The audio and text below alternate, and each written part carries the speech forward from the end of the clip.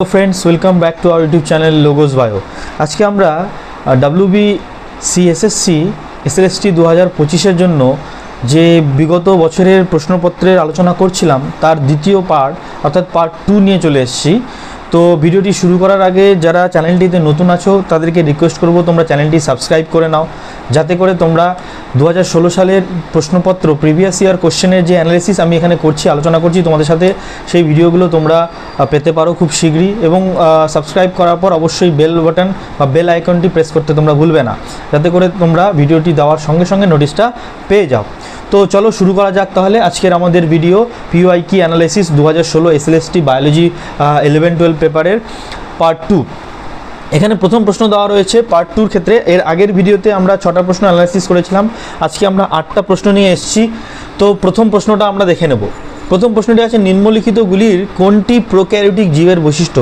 আমি আরেকবার বলে নিচ্ছি, এই প্রশ্নগুলো কিন্তু আমার তৈরি করা নয়, এই প্রশ্নগুলো 2016 সালের SLST যে প্রশ্নপত্র ছিল বায়োলজি 11-12 লেভেলের জন্য সেইখান থেকে তুলে নেওয়া হয়েছে। নিম্নলিখিত প্রশ্নগুলির কোনটি প্রোক্যারিওটিক জীবের বৈশিষ্ট্য।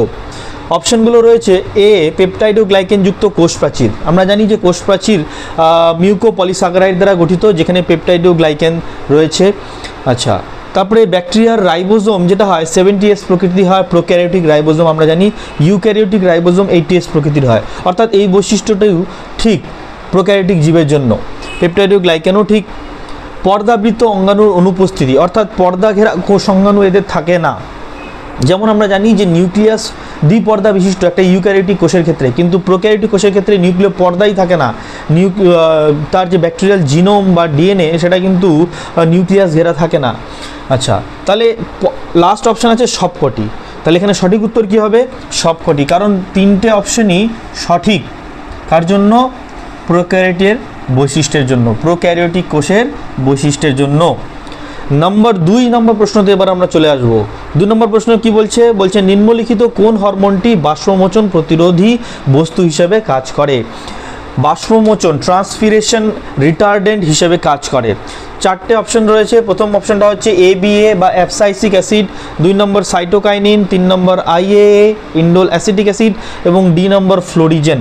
খুব সহজেই দেখতে পাচ্ছ ফ্লোরিজেন অপশনটা ফুলের প্রস্ফুটিত করার জন্য লাগে, IAA যেটা অক্সিন হরমোন যেটা কাণ্ড এবং মূলের বৃদ্ধির জন্য লাগে, সাইটোকাইনিন সেল ডিভিশনে সাহায্য করে। তাহলে পড়ে রইল ABA। তাহলে অ্যাবসাইসিক অ্যাসিড কিভাবে পত্ররন্ধ্র বন্ধ করার মাধ্যমে বাষ্পমোচন প্রতিরোধ করে আমরা একটু আলোচনা করব। এই অ্যাবসাইসিক অ্যাসিডকে স্ট্রেস হরমোনও বলা হয় প্লান্টদের ক্ষেত্রে। প্লান্টদের ক্ষেত্রে কি বলা হয়? স্ট্রেস